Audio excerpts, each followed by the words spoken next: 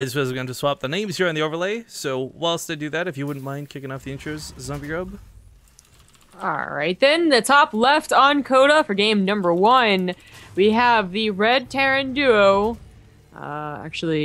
Intense and Bioice. Yeah, I was going to say, actually, I had to redo one name, because the other Archon, the blue Archon, is made up of the guys we just saw play, Jona and uThermal. Now this time around we get a TVT. It's worth noting we did originally have Arium signed up for this slot, but he, I guess, had school, couldn't really get out early, and it kind of sucks we did this on a weekday, but it was, again, the coincidence of today's the 18-month anniversary of BaseTradeTV having the sub option, combined with the fact that we hit 10 million views, was just all the more reason to celebrate. Hey. Well, you guys should know that, I think Blue Archon, so Jona and uThermal asked if they could change races. There we go. And apparently they want to go Protoss, and I'm like, her? They know the power of the carriers, man. Protoss? I don't know, man. I know that we have a good time with carriers versus like these Cyclone builds, but nobody else does. Well, you know, just when it gets to higher and higher skill, you know, suddenly it's actually, yeah, it doesn't work out so hot. It's like trying to get to tier 3 when everyone else is producing a lot of tier 1. It's exactly what it is. So it can be harder than it sounds, but maybe they do have a special plan, and that's why they seem so excited about it. Well, here's the thing, guys. As far as other giveaways today, because we've been alluding to and mentioning them, when we get at the finals, so when we start the finals, so basically after this best of 3, guys, we're going to raffle off something from the BaseTradeTV shop. Now, normally we limit this to t-shirts, but hell, we're feeling generous about today and celebration and all this. So if you want a hoodie, you can have a hoodie. If you want a t-shirt, you can have a t-shirt. Basically, any one item from the BaseTradeTV store is yours on us. And that's what the raffle is going to be for. That's what you can use your partoofs for. And, yeah, we'll draw the winner after the finals conclude. So the bets, or the draw, it'll be open for anyone to get in for the entire finals, the entire best of 3. So if you're putting bets down, if you're going to bank heists, be wary how you use your partoofs, because you may need them for tickets. Oh. Well, we have a very typical TVT lining up here. I gotta take this hat off. I'm sorry, I can't. This is killing me today. Wow, you broke the fancy! You broke it! I'm still fancy, damn it! I just can't. Every time I move my head a little bit to nod and agree with you, it's like my world is good. Like I'm gonna fall out of my chair. It's ah! Oh, fine. Fine. Well. Anyways, I was saying that there's all typical TVT, and it will be for quite some time, to be honest. You know, as I guess people tried going straight into tank drops, and like maybe day 1, pro gamers are still using all of their old Heart of the Swarm builds, and maybe, you know, using tank drops just as in addition to regular tank pushes. Yeah, I mean, the tank drop mechanic is so cool. Just the way it shakes the game up, what you can change, what you can do, breaking siege lines, creating new siege lines. I mean, let's be honest, guys. As good as tanks are, their greatest weakness is the fact that they're stuck in spot. They can't move and they're slow. But if you can pick that up with a medevac and bridge that gap, it changes the dynamic entirely. Now, he's going to lose one Marine here on the high ground. And Blue Archon is not going to over-dedicate to this, but they will just wrap right into the natural instead. And truthfully, they could probably force a liftoff here if Red Archon is lazy about responding. Now, there's going to be the tank out, but outrange of this tank shouldn't be out of the question. However, he does get a little bit close to those mineral lines, so he's going to lose some of the Marines. So he gets a fresh mule on one that was about to expire anyways. If he loses the medevac, that'd be pretty terrible, but in fact, he's taking really good trades with the Hellions, taking a lot of those Marines, and saves the medevac. I think he could have got a couple more, but at the same time, pretty good they didn't play over-ambitious, overly greedy there. Back at home, I guess we keep saying he, but it's really they. Back up, Jona and uThermal, though. They've not given up on what they're doing. We got the Banshee, we got a Cloak. I mean, they're barely alive, but the Hellions and the medevac come back home, so we can repair these up and have them ready for another drop. I mean, they're going for a very quick 3rd CC to kind of make up for the fact that they got a, you know, a slower 2nd CC. Sees a lot in Heart of the Storm as well. Now, Red Archon will have higher SCV count, and right now, in fact, we even have a higher army count, and we have a tank drop. Oh, this is nice. Okay, so the tank drop's really cool, and it looks, let's be honest, guys, it looks a little bit funny. It looks a little bit ridiculous, but it's something that can cause a lot of damage. Now, sadly, one siege tank, it doesn't one-shot SCVs, it doesn't obliterate Marines or Hellions, but the idea is that it's really hard to manage. Now, Marines killing the medevac or a Viking killing the medevac, that's going to shut this down easier than anything else, but right now, of course, some focus on the other side of the map is Team Blue Archon is splitting their attention. I'm sure one of them is controlling the Banshee on the other side of the map while the other's at home defending. Looking for drops on top of this tank. Oh, this is dangerous territory for Red Archon. Although with only 2 Marines, I think he could drop him.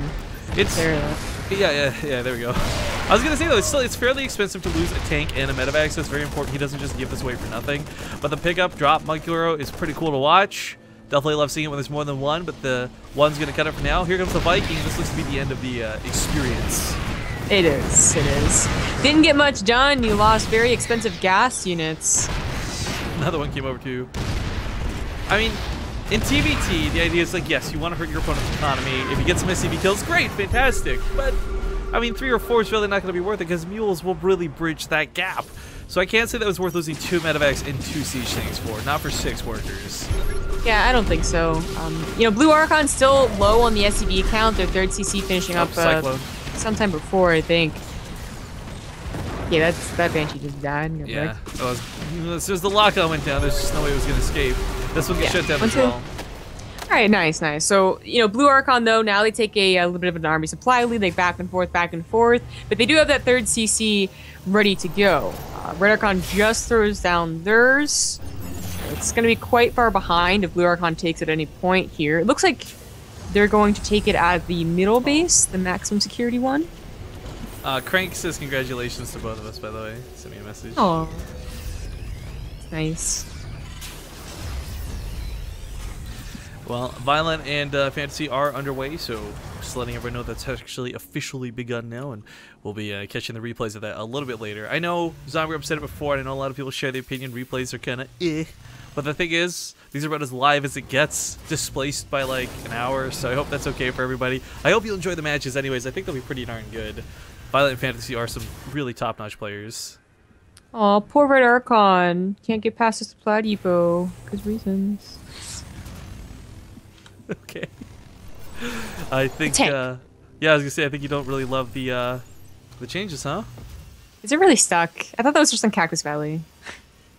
It's not really stuck, is it? No. I don't know, it's just gonna sit in there. We'll find out if it's actually stuck in that. Cyclone, though, can go a long way, and one of the really cool things about the Cyclone is it's good at abusing line of sight breaks. So, one of the big things, like really important things, is normally when you are playing with tanks, tank lines, there's line of sight, there's the fact that you have to use scans and medevacs, and it's really hard to get good engagements where you've just got total vision 100% of the time. This is where the Cyclone lock-on ability is really nice. Even if you go downhill, you still maintain the lock on that unit. The only way to break that lock-on is going to be if a cloak goes down or if a medevac picks something up or drops something. It's not like Cyclones are the anti-tank, but they do help with tank lines. And I think there might be a traffic jam on... There is. Look at this door, he's like slowly It's so walking. stupid! Dude, he was like slow-mo, like, let me through. Anyways, so we do have Mech versus Bio. Stim's not quite done, so they're gonna be, you know, actually like moving around, dropping at least not scary drops for another minute or so.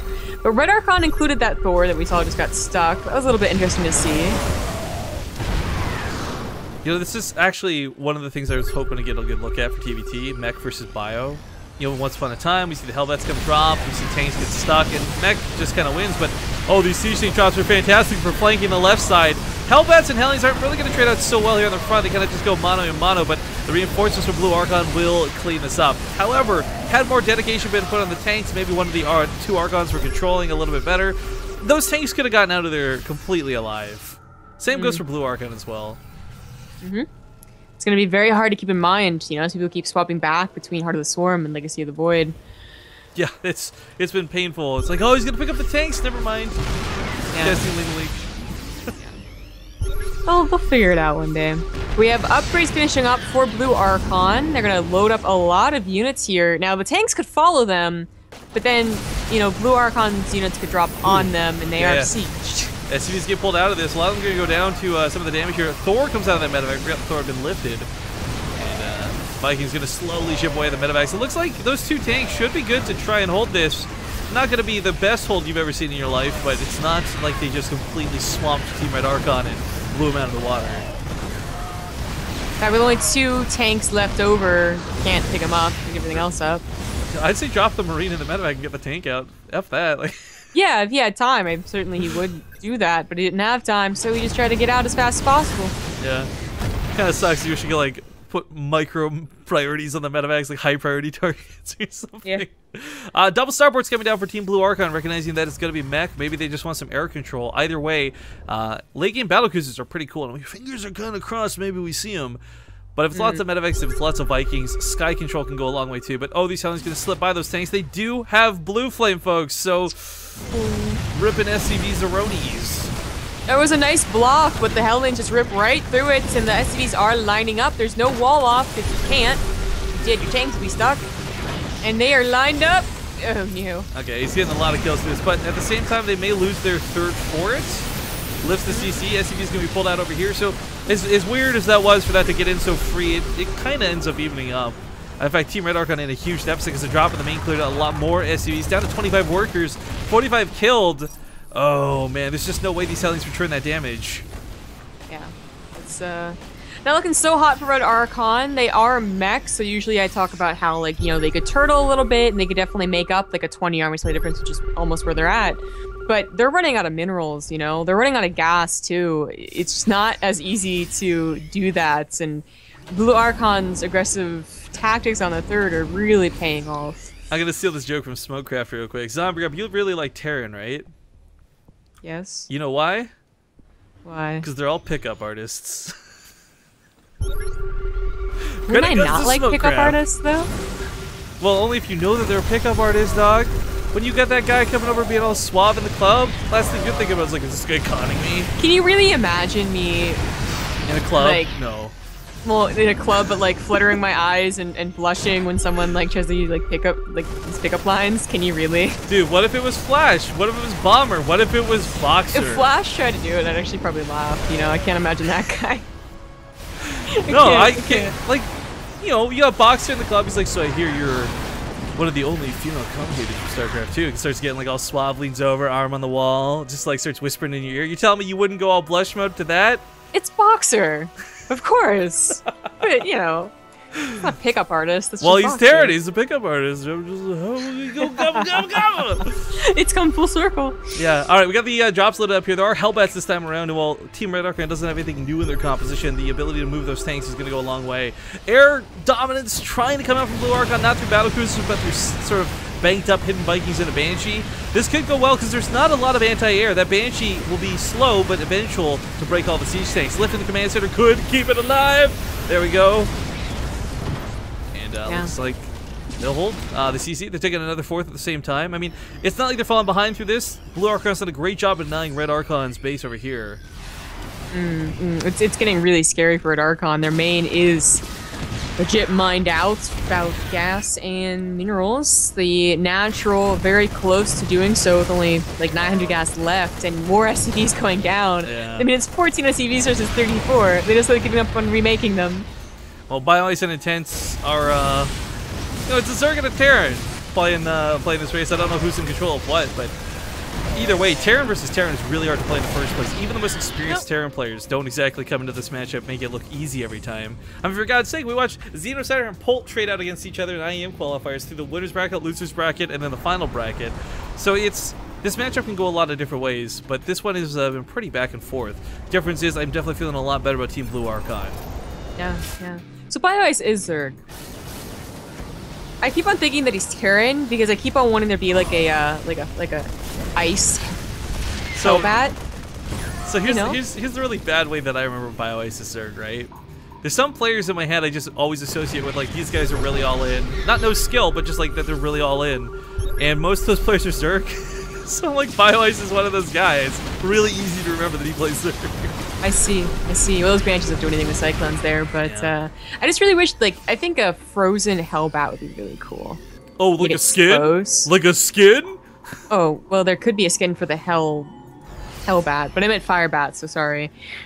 It's like a, you know, like it like freezes like fucking Zerglings. Like, that'd be awesome. Whatever.